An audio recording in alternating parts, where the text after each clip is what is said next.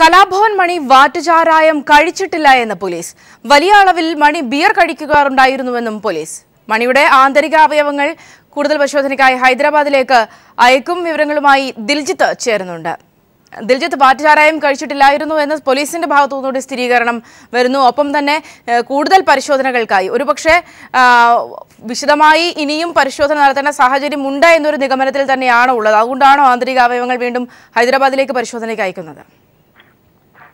സൗമ്യ, കലാഭവൻ മണിയുടെ ആന്തരിക അവയവങ്ങളുടെ രാസപരിശോധനയ്ക്ക് ശേഷം ശരീരത്തിൽ കീടനാശിനിയുടെ അംശമുണ്ട് എന്ന് സ്ഥിരീകരിച്ചെങ്കിലും എത്ര അളവിൽ കീടനാശിനി ശരീരത്തിൽ എത്തി എന്ന കാര്യത്തിൽ യാതൊരു തര സ്ഥിരീകരണവും നടത്താൻ സാധിച്ചിരുന്നില്ല. കാരണം കാക്കനാട്ടെ ഫോറൻസിക് ലാബിൽ കീടനാശിനിയുടെയും മറ്റ് രാസവസ്തുക്കളുടെയും സാന്നിധ്യം സ്ഥിരീകരിക്കാനുള്ള സൗകര്യങ്ങൾ മാത്രമാണുള്ളത്.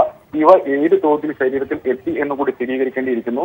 അതുകൊണ്ട് തന്നെ ഈ കീടനാശിനി തന്നെയാണോ മരണകാരണമായേക്കുന്നത് എന്നത് വ്യക്തമാകണമെങ്കിൽ അത്തരത്തിൽ കീടനാശിനിയുടെ അളവ് കൂടി ലഭിക്കേണ്ട ഒരു സാഹചര്യം നിലനിൽക്കുന്നത് കൊണ്ട് തന്നെയാണ് ഇപ്പോൾ കേന്ദ്ര ഫോറൻസിക് ലാബിലേക്ക് മണിയുടെ ആന്തരിക അവയവങ്ങളും രക്തവും മൂത്രവും ആന്തരിക അവയവങ്ങളും എല്ലാം തന്നെ ഇപ്പോൾ പരിശോധനയ്ക്ക് അയക്കാനായി തീരുമാനമെടുത്തിട്ടുണ്ട്. വിവരങ്ങൾ നൽകിയത്.